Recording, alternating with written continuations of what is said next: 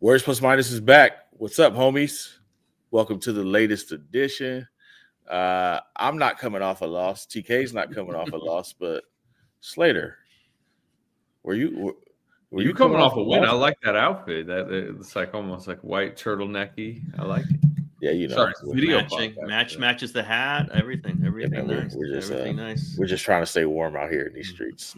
Why am I coming off a loss? It was a road game. Did you not go? I was there. No, I was there. So you witnessed it live. You were in the building. So here's the question. Intuit, the wall, did it really affect, you think, the Warriors free throw shooting in the first half?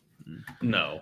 I think because it was crappy the whole game. It was crappy the whole game. Just because I think their personnel impacted their free throw shooting. Who is taking the free throws? Steph Curry is taking 0 of them. That was one of the problems. But Wiggins is like perpetually 1 of 2. I feel like he actually went 6 of 8. He was their only good free throw shooter. Kuminga's struggling. No, I mean, like, look, it was a couple fired up fans with like a few signs and arrows pointed this way or that way. But it's like these guys have played a long time. They played in like college. It was nothing worse than like your average college student section or even high school, right? Yeah. So it's just one side, right? It's one side. It's not both sides. Yeah, it was the first half side. Yeah. It's a full, really steep section where there's no upper deck. It just goes all the way straight to the top. I think it affected Kuminga. He almost airballed his first free throw. Like, I think. Well, I think not making free throws affected Kuminga. They're shooting like the wall every single game. You're right, though. It's the people that do they chill out when the Clippers are shooting? Yeah, I mean, they're certainly not just being like arrow this way, arrow that way. It's not like a type thing. I don't know. I think the Clippers, I'm not saying they set it up so guys miss free throws, but they play the Warriors, like Slater, like you said, to get those guys the ball who are going to not make shots or not make free throws. And they're not letting Steph, get in the lane. Or if he gets in the lane, they're swarming him and he throws the ball away. They kind of suck people in there and then play the passing lanes. They make Draymond make decisions. Wiggins has the ball a lot. And if they get in the lane, they can't finish. They throw it away or they get fouled and they miss free throws. I just think the Clippers and the Cavaliers, I think, play it very similarly. I mean, Slater, did you see like the 3 losses, 2 to the Clippers, 1 to the Cavaliers? As someone pointed out, Tyronn Lue used to be the Clippers coach, then the Cavaliers coach, and now is the Clippers coach. Not a tie to the Cavaliers now, but it's that length, play the passing lanes, and kind of dare everybody but Steph Curry to go dribble if you want. I call it the make Wiggins dribble defense. Do you see that? Yeah, I mean, that's Ty Lue. He's always played in that way. And that's, by the way, that's how the Clippers play almost every team right now. Now, obviously, they adjust to their opposing personnel, but they slow the game down. They try to win on the defensive end.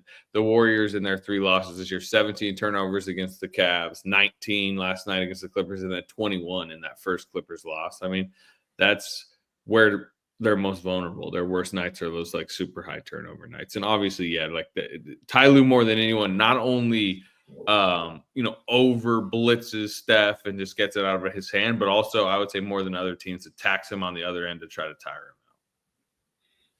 out. It feels like the bigger thing is making sure Steph doesn't go crazy. Like that is the thing that Cleveland did, that the Clippers do. I mean, it's a very clear answer. One we've talked about before. Like, they don't have a number 2. They don't have a guy who can say, "I got this, Steph. Let you stand in the corner." And if you don't have that, now you're relying on guys to go get money, and that's the part that's disappointing for Kuminga. Like, you want $200 million, man. You gotta hit this, right? You gotta make free throws, and also, like, I think he should be in at the end of games. But if he's not making free throws, you can't. He's also, again, and this is a one-game thing. I'm not talking just like every game, but, he wasn't very good defensively last night. He's kind of, leaving guys for 3, and Moody made a few mistakes that way too, where I don't disagree. Like, look at the minutes. Does anybody have you got the box score up? Like, what did Lindy Waters end up playing compared to, like, in the 20s? I think in the 20s. Yeah, Lindy Waters 29 minutes last night. Jonathan Kuminga 19. Moses Moody 16. And again, I know what it's Waters in the starting lineup. There's he can fit and move and he spaces the floor more. And obviously, as we've mentioned, they're playing an overplay type defense where you do want shooters a little bit. But if Kuminga's like kind of making a few defensive errors, it's a quick yank, and then I don't know, maybe he wasn't doing enough offensively to counterbalance that. I mean, he did take 10 shots in his 19 minutes. It wasn't that he was unaggressive. He hit a 3. He did get to the line 4 times, but he was a +2. I don't know. Maybe that is a game last night. Do you, in retrospect, look back and go, how's Kuminga only playing 19 minutes? I thought he was active on the rebounding, and he got out of position a few times on DVS, but so did Lindy Waters. Got way out of position. Kept leaving Norman Powell. I don't get, some of that is you want to help, but don't help when Draymond's already there and Norman Powell is Norman Powell. Like he did it twice in the fourth quarter. Moody did it once. I don't know whether that's something they're doing with Stackhouse. They both were like obsessed with dropping back in the paint, and they did not have to do that at a killer time. But they're not going to do anything in the paint, CK. Like, what are you going to do? Yeah, exactly. It's you've got Draymond sitting right there. That's the part I didn't understand. Like every single time, Draymond is leaning over there, and they're both just moving into the paint, coming way off of Norman Powell. Like the third time, you thought, don't do that. But Lindy Waters is a young player. If you're playing him, you're going to get mistakes, specifically on defense. He's got to stick shots if he's going to play 29 minutes. He would hit 1, maybe 2. This is what DeAnthony Melton, who was hurt. You can't say how much that would have affected the game. It would have affected it some, but he's also hurt, and they're going to have to deal with someone who isn't going to play every game. He's just not. But yeah, he's not 1B guy, but he's their closest thing they got right now, who can hit shots and get in the lane and make plays and maybe finish. They just don't have finishers. We've talked about this over and over and over again. I've kind of, I thought the Cavaliers game was the number one example of this, but now both Clippers, Warriors don't have scorers at the 4 and the 5. They just don't. And, Draymond can hit some threes. That's good. And the more he does, the better, obviously. But he does not hit that 15-footer. He doesn't get finished. He tries to pass, right? They're always playing him to pass when he gets to the rim because he doesn't finish. And Kuminga is more natural at the 4 than he is the 3, but then you have to force him in at the 4. Trace Jackson Davis is having a terrible offensive season, just terrible, terrible offensive season. Young player also, but that's the issue they got, right? You play Draymond and Trace Jackson Davis, you're really putting a lot of scoring load on everybody else because the defense does not play those two guys. And then Wiggins, the defense is not really playing him. They're a good team, right? They're 10-3. It's hard to be killing them, but they have lost now twice to the Clippers, who didn't have Kawhi Leonard, and the Clippers were on back-to-backs both times. There's something going on here with the Warriors offense that I think is important to underline and notice. And believe me, I know the Warriors notice it. Yeah, they're also not coaching to solve it as much. They're really obsessed with the defense, and they would tell you post game last night, hit some free throws, obviously, maybe just don't have as many sloppy turnovers, and they win that game 106-102 because they felt like they played good defensively. They crawled back in the game in the second half on the defensive end. That's they're going to keep starting Draymond and Trace, and they're going to keep playing a bunch of Looney because they want to rebound well. They want to protect the paint. They want to be able to blitz, and you're going to get plenty of Gary Payton and all that. So it's funny because I'm looking at that starting lineup. I'm going, man, they're not looking good offensively. Kerr's got to get somebody in there offensively. Gary Payton the second comes in. It's like, I want more defense. I understand it, but I think I don't know. MT, I think offense was the problem more than anything last night, more than defense. Sure. And, yeah, but that's the team they want to be. Like they want to lose at 102-99 more than they want to lose 124-120. Yeah, I agree. And it travels, right? It travels better. You can take that game and play it in a lot of different places. If you don't have that defense, you're just going to get blown out on the road more often than you would with that defense. But man, the offensive limits are pretty obvious. I mean, they're kind of there. I don't think we can ever think Wiggins is going to be that. He's just not going to be that guy anymore. He just doesn't have the handle. He doesn't finish like he used to. The 3-point comes and goes. The free throws come and go. He's not going to be that guy. They got to find another guy. I mean, I feel like that's all the more reason to play Kuminga, though. I agree. like I agree with that. 19 is a really low amount. yeah, I mean, yeah. number one, like especially in the game where like Steph wasn't good in the first half, right? Couldn't make shots, turning the ball over. You got to have a place to go to, even if it's not the star place, even if you don't have a star. Like he's the guy, and he was the one guy who was making them uncomfortable. Kuminga, like he could drive, do his little rip through, like he was causing a problem. To me, if you are saying let's not focus on offense, let's just let the offense come and focus on defense, then you really need Kuminga out there because you got to have multiple options instead of just trying to get threes every time. Like, and that's what they did. They were just like, all right, we're gonna set a bunch of screens. Whoever gets the first open three, take it. I mean, you could win a game if you score 103 points. Like that was the difference. So to me, it felt like, and then they ran the lineup, Steph, Buddy, and Lindy Waters. It was like, yeah, that's not. Kerr likes that. I mean, you could tell he likes it. And it's three shooters, Wiggins and Draymond. It's like, I don't know if that's going to do it either. It's not going to help you defensively. And it's Steph, go guard James Harden. Like, you are putting Steph into defensive positions because you're not going to put Lindy Waters and you're not going to put Buddy Hield there. He is the better defensive player of that, but that's putting a lot on him. No question. Yeah, I just felt like you need a Kuminga. Like, to me, that was the game you needed to close with Kuminga. Like, and I do think like he struggles defensively. I think they keep putting him on these kind of creative perimeter guys. I think he's good on a guy like Norman Powell, a guy who's not doing the shaky, who don't have wiggle, just like that's what kills Kuminga. Straight line guys, where you just got to be quick and stay with him. To me, those are the guys he does well with. I would have put him on Norman Powell. It's like, all right, this is your guy. Harden is tough for him. Like Harden requires a level of discipline and that Kuminga doesn't have yet. But to me, that just felt like a game where it's like you might want to get Kuminga in here because you could win this game, but you can't score enough. To me, this kind of underlines what I think is the biggest story around this team in this current moment this week.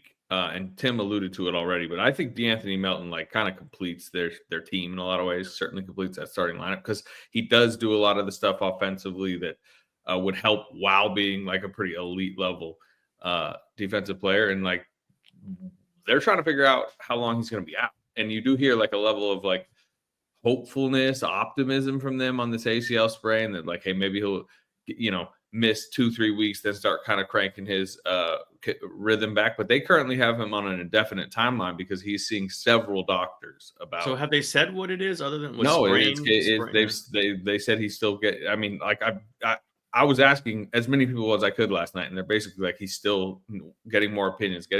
I know Rick Celebrini is obviously kind of running this process, and some of it is going to be how the knee responds, but also I guess what the imaging tells these doctors as far as the treatment plan. But, it's an ACL sprain. Sprains, I think the technical definition, like it's like different levels of a tear, right? A grade 1 sprains like smaller tears all the way up to grade 3.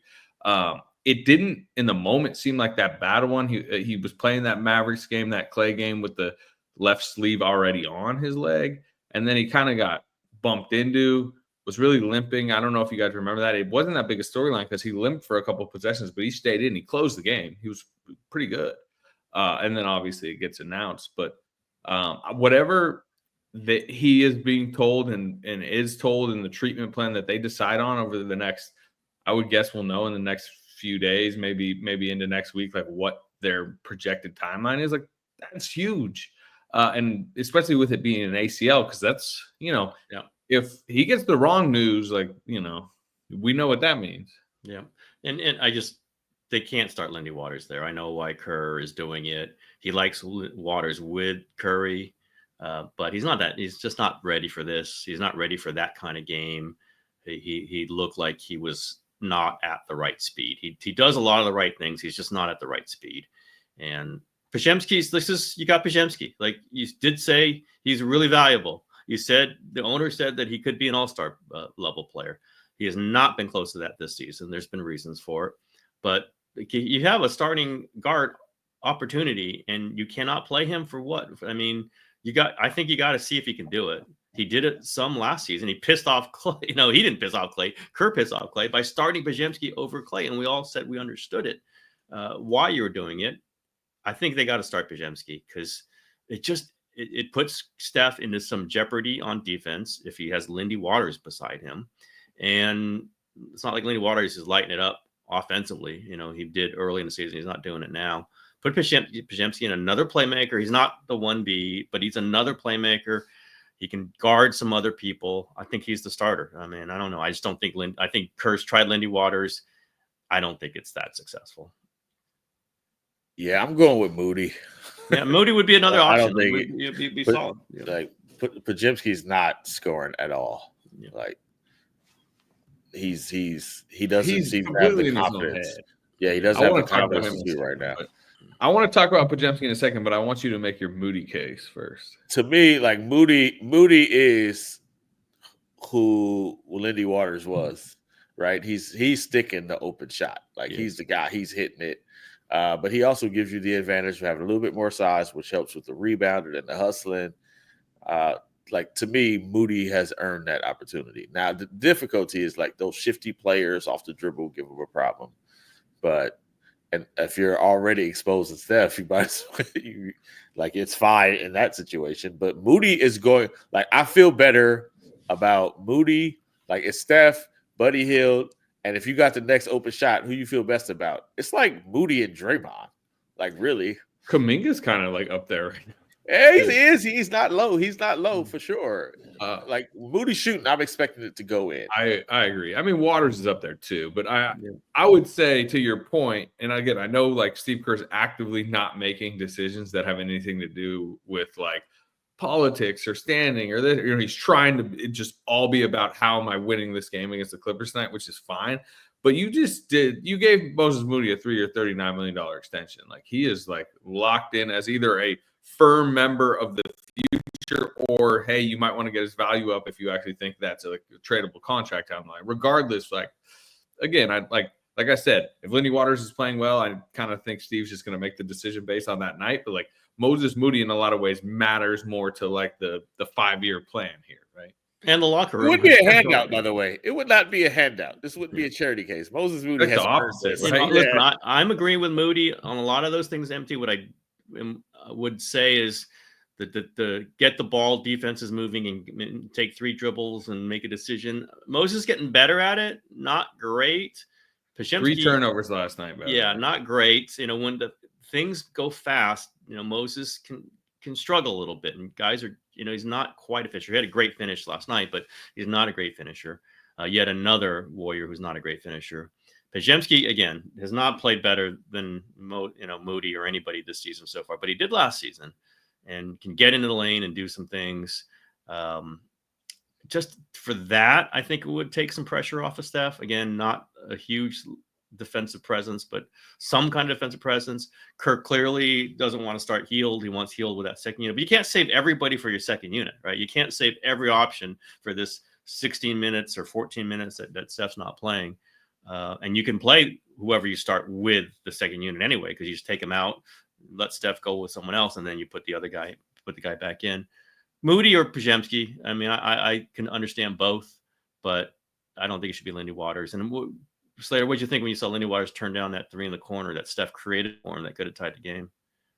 Yeah, that was interesting. Also, how about the play late where Steph was trying to get it to Lindy Waters and Gary Payton just intercepts it. And it's like, my time. You only get one shot. Well, he didn't know. He didn't know that Waters was there. No, he didn't. Although it was like Steph poined right after it missed. Like, hey, Gary, that was going to him. No question. Because by the way, Draymond missed a wide open Lindy. And again, it's Draymond. You understand why he did it, but he was just like hunting Steph out once he got that ball, and he threw this like crazy cross court pass when it was like Lindy Waters was sitting like 5 feet away at the right wing, like wide open. And it's funny, I'm thinking if you're the Clippers, you don't want it in his hands, because remember Marcus in Hawaii, Lindy Waters with that game winner buzzer beater on the on the Podziemski front though, he's in a funk right now. Obviously, so he has a broken nose that we've talked about that led to the mask, but I've kind of learned this like illness or whatever it is. It was kind of mysterious. He's got really dizzy on the road trip. And like the symptoms, if you talk to people, really sound like vertigo. That's why he just like called himself out of that Wizards game, missed the Boston game. Apparently that's why he was kind of, low energy in the 2 games he returned, but they're like still trying to figure out what exactly happened. But it wasn't like, oh, he got the cold or like, kind of your more traditional illness, COVID or whatever. It was like he's just got really dizzy. And again, I don't know how much that's impacted his play, but obviously Marcus mentioned the shooting numbers. 38 of 100 this season, so he's 38% overall. 9 for 47 from 3. Yep. 19% from 3. Obviously, the free throws are, he hasn't shot that many, but 9 of 15, 60%. When you talked it, like Steve's being really backing him from a sense of like shot it really well all summer, shot it well late last season, like shot it well in training camp. There's like a belief, like keep shooting it. They think long term he is going to be a good 3-point shooter in this league and more of a scorer than he's been. But I mean, they're admitting how much he's kind of in his head. And like he sat down with Steve and Mike Dunleavy recently after some of his struggles. He said, Brandon was kind of honest about it after shoot around yesterday. So, again, as I mentioned, the 5-year plan, this or that, like, yeah, getting him back going is pretty vital considering who he's believed to be in the grander scheme of this franchise. Yeah, I mean, energy, big trade chips. Yeah, I was going to say, Warriors fans are very aware of what may or may not have happened if they had put his name into the trade offer for Markkanen or whoever.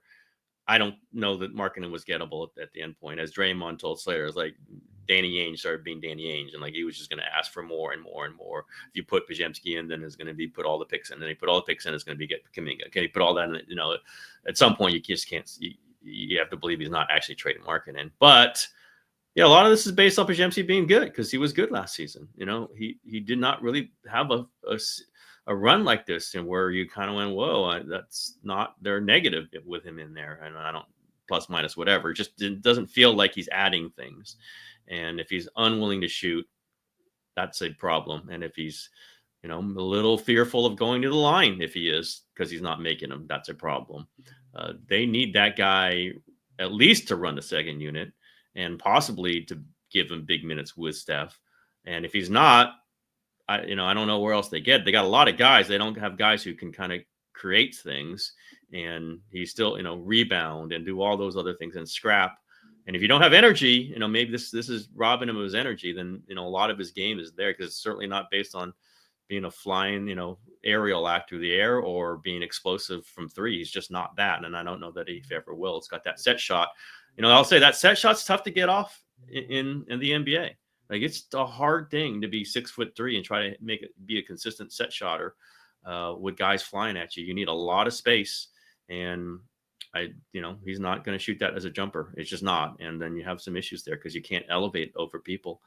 He's got to do it in other crafty ways. But it's a thing they got to try to fix. Where you guys at with Buddy Hield? We knew he wasn't going to shoot 50% from 3 like he did in the first 6-7 games, but it's definitely a unique. You just see him and see if he makes his first, and if he doesn't, maybe he's got to come out of there. He's running around, he's trying, but he's not a good defensive player. They kind of have to mix and match when he's out there. All of this is almost like gets Wiggins more important because Wiggins has to be out there for all of these guys, right? He's got to go guard the best guy because they can't have all these weak guys out there together. It's where they missed Melton again. Yeah, that's Melton. Yeah, the two-way guy, like a two-way wing. That's why I want Pods in the second unit because he at least he can get after it. Yep. Especially when he's not making shots, so he can be one of those guys. He's not like shutting anybody down, but Pods will D up. And they need that in the second unit, but they also need like ball handling. They've turned to Kyle Anderson as like the backup point guard. Yeah, yeah. That's kind of what they've gone to. Talking about another guy who's not shooting the ball well. Oh my God, he made those 3 threes recently in a row, and then I don't think he's made one since, and I don't think he's been close since. It's tough. He obviously tried to retool his jumper this summer. Shot it good in camp apparently, but he's super cold. It obviously just looks it's odd coming out of the hand. He was let me look right now. He was 22% from 3 last year. He went 11 of 48. He's 8 of 29 right now, 27%. So, yeah, I mean, he does a lot of, like, I will say, and again, I've said this, but he, in some ways, like, took the Dario Saric rotation role a little bit entering the season. And even though he's not shooting it well, like when Dario Saric would go 3 from 3, you're like, oh, like he's doing nothing. Get him out the game, yeah. Mhm. Where Kyle Anderson, yeah, sure, you want him to hit more threes, but like he does a lot of stuff. Oh, no question. No question. He guards. He makes people. I mean, we saw this when he played against the Warriors, but he just makes people uncomfortable. Like he's so long and it's slow. It's like a knuckleball on defense. It's like you don't know, like you can't shake him because he's not moving. So your little crossovers like aren't working. Yeah, a little bit like Looney. It's he made Hart really uncomfortable.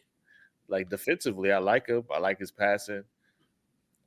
The thing about Kyle is he's a little thirsty to shoot for somebody who can't I think shoot. he wants to show that, like, Yeah, he's last year was the fluke and the retool jumpers. Like, I am a better offensive player than you think. I don't know, but you're right. Yeah, I mean, he should. All these players we've talked about has these flaws, right? All of them. They're good at this, good at that. But how come they get the benefit of doubt and not Moody? And forget that. Like Moody needs to be playing 30 minutes. Moody could be playing. Moody could be absolutely playing, no question about it. And I think he's played fine this season. But Kyle Anderson, he's their third center now. Like third center and third point guard.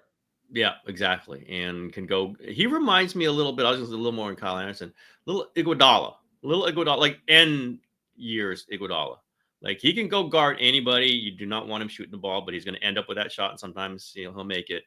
And he's kind of tough-minded, and he's kind of like leading the, barking at the young guys because trying to get them to be pros. Do you see that comparison at all? Like not physically. Well, the little arm, not jumping up and down, but no, I'm saying late Andre, not mid-career Andre. I'm saying the 2022 Andre Iguodala. I'm trying to remember this 2022. He didn't play a lot, but he played some. He got hurt. It was one of those things. But when he was out there, guys still didn't get past him. Like they did not get past him. And people do not get past Kyle Anderson because that arm's in the way. So you got to dribble in front of him. The ball poked out, and the ball's going the other way. You hear how good he has been historically guarding Luka, and obviously I haven't been like too locked in to that. But I know when he missed the Mavericks game, some people were saying like, he was gonna get some Luka possessions tonight. So yeah, I mean, it is those, Marcus mentioned it. It's those like slower, craftier scorers that like you don't want to face the slower, craftier defender who like won't bite at the pump fakes, won't be super jittery to go right and then you're going left or whatever. So I mean, like you said, that was Lou. Like Lou's like, you can do all you want. I'm just standing right here. Like Kyle's got a lot of that because if you're not quick, you're not trying to bite all that stuff.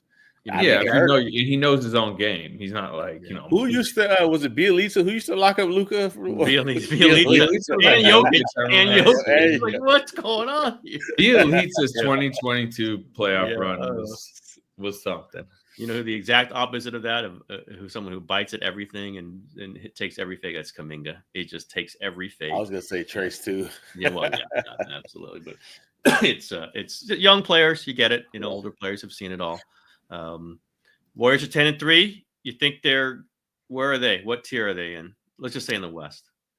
Well, I mean, the West is like, I don't know. I just feel like the West is deep with competitive teams, but I've always felt it's been overhyped as some like gauntlet of a conference.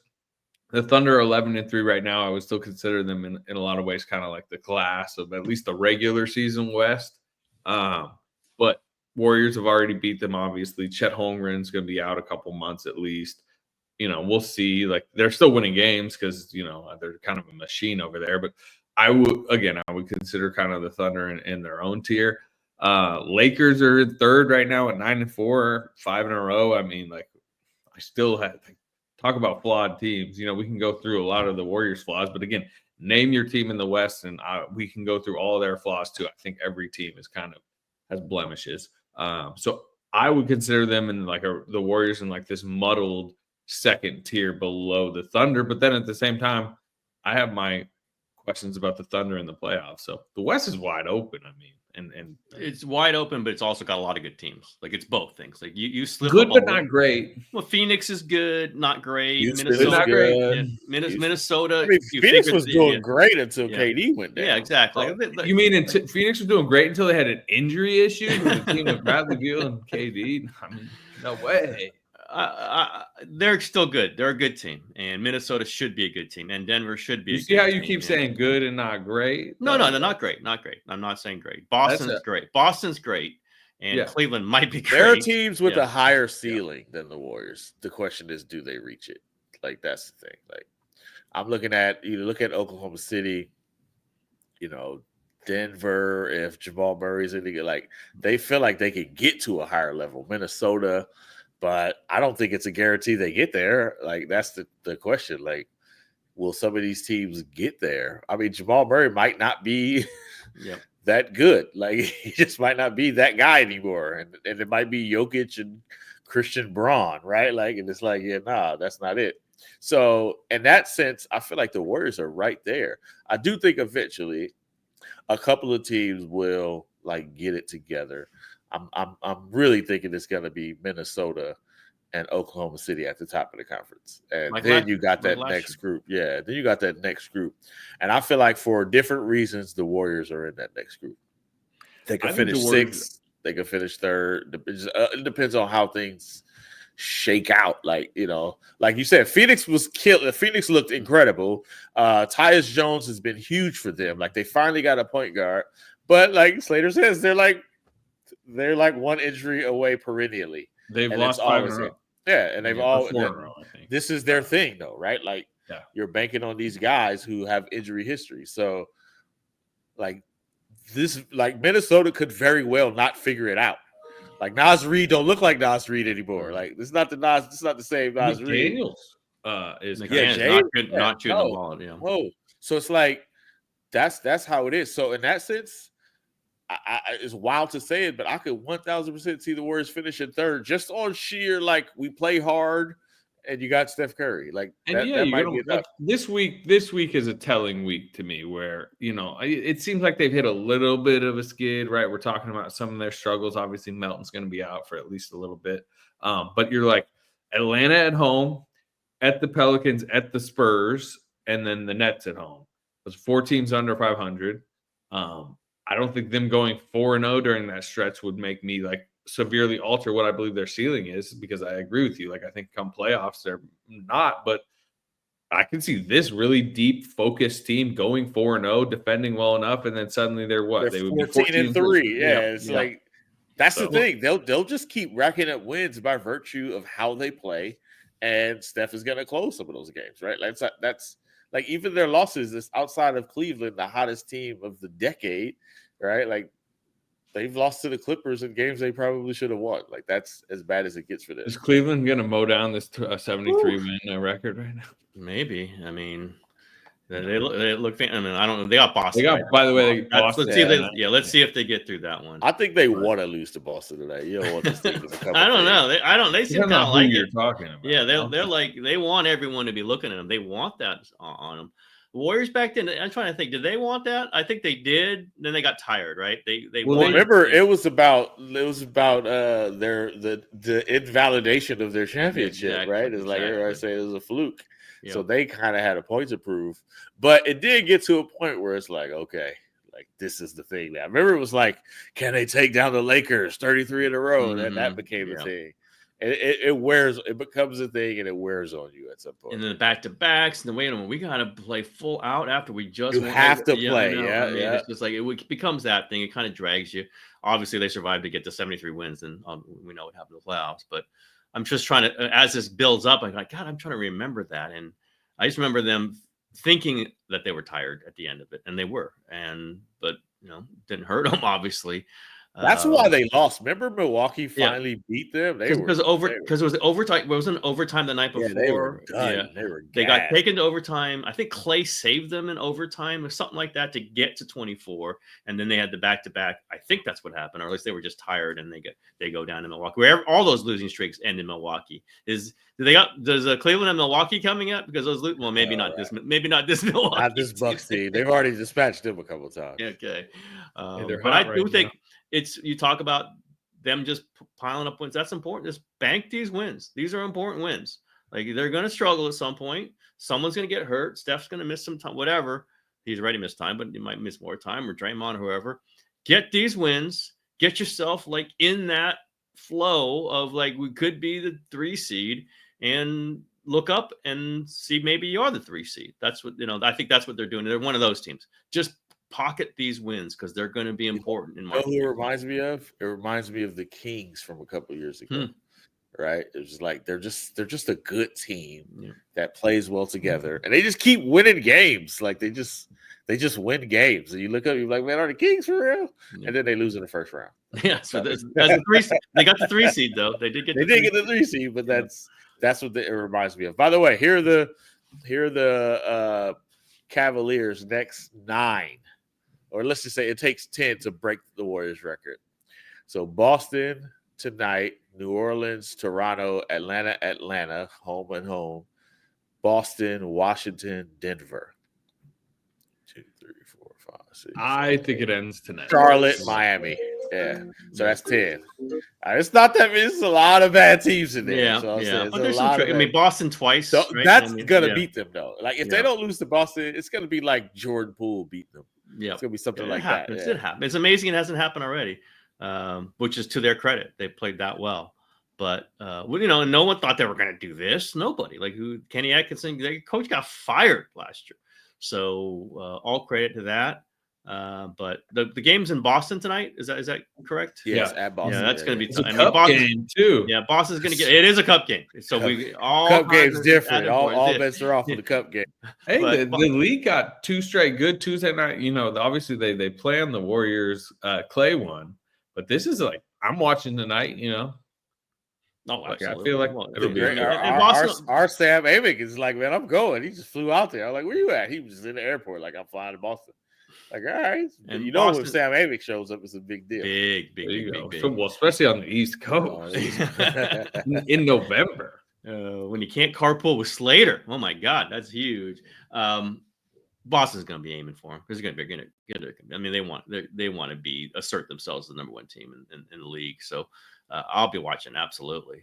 But on the Warriors side, I just think it's been important for them. Like, what we grouped them. Well, I was going to say the Clippers, but maybe they're not ahead of the Clippers. But, they were in that Clippers, Lakers, Kings, Rockets. Like we had in Memphis, they were in that group, which is a tough group because that you might end up as 9 if you're in that group. It's very easy to end up as 9 or 10 like they were last year. If they're out of that and you get in the 3, 4, 5, we just practically it gets them out of the play-in. Get you in, possible first round home court advantage. Like that's big. Like that's really big to get out of that group if they can stay out of that group. And banking more important than that, TK, it gets them to February. That's what it gets them to. And what little trade value there? Yes, a little added trade value. Well, again, like who is it? Who is it? I mean, you just like who knows who waves the white flag? If Atlanta's like we're done here. Don't they got a couple good pieces you take out of Atlanta? Clint Capella, you want to have lob threat center. I mean, center's an interesting thought for them. Now you would prefer a stretch center, right? Yeah, I think a stretch 5 would be so big for them. So big. But finally get Nas Reed. Yeah, I just think Minnesota, like especially now that they've traded Towns, I feel like they've kind of committed. I guess so. Yeah. I mean, but like I said, Miles Turner, Brook Lopez, if it really goes bad in Milwaukee. Yep. That's something like that. Yeah. They've kicked the tires on Kelly Olynyk in the past. Again, like Dallas didn't go star hunting at the last deadline, but they kind of, completed a West title team by getting PJ Washington, Daniel Gafford, right? Wouldn't have been talking about Daniel Gafford at all last year at this time, but he became the starting center for the West champs. So Yep. Something like that. They could really, I mean, again, I don't want to be bashing TJD here, but tough start to the season, I think, and even for a team that's winning and He might be a backup for a good team. You know who hit those 10 to 15? The mid-rangers you said earlier? David West. Rui Hachimura, baby. You said David West. I say no. When I'm thinking what they Warriors. need, what they need, man, would David West for 14 minutes a game be huge for them right now? Oh my God. It's just somebody who could turn around and make 18. Well, Otto Porter, that's the classic 2022 player. They don't have that guy. Just throw him out there. You're a veteran. You can hang defensively and you can hit open jumpers and be a big guy, because the big guys are not outlets for them. They're just not offensive outlets for them. And they can succeed because they got Steph and they got, Buddy Hield playing, whatever, all these other, but in the tough, grimy, athletic, young opponent in that matchup, you got to have your force of eyes be some kind of threat. One of them's got to be a threat. And how about Quentin Post? I thought I was like throwing him out. I thought he was going to throw him out there this game. A little bit, but I think they were behind, and he just didn't want to get to the point where he makes 3 mistakes and they lose. But take a look at him, they got something where it's a little different flow to it. You got 5 out, and Steph can have a little more space. Just see what it looks like, and maybe not Post, but somebody like him. Again, that's why I keep bringing up Mark. I wanted to see. I don't think TJD is so bad. You got to be like, Quentin Post, give us something. No, you're right. You're right. That's a good way to put it, and I just take that point back. But no, TJD gives them stuff. They're a great block last night. He does stuff. I don't want to bang on him. It's just when you look at him next to Draymond, I understand why they're doing it. There's some weaknesses there too. There are absolutely weaknesses with that 4 or 5 starting unit. There was a reporter, Kerr never closes with him. I mean, that tells you something. He does not close with those guys. There was a reporter last night from the Netherlands out there asking everybody about Quentin Post last night. So a little bit more. Come on, you get all those quotes for us. I want to hear what people say about Quentin Post. I mean, it was sounds like an in the locker room segment. What happened? There you go. Great. Yeah. My in the locker room segment last night would have been Anthony Anderson, who was in the locker room. There you go. At one point, he had like a trading card of Steph Curry that he was getting signed. He was, it was pretty LA out there last night. Y'all got to get out to that arena. It is really nice. Yeah. I mean, not is breaking. It better than Golden One? I don't know.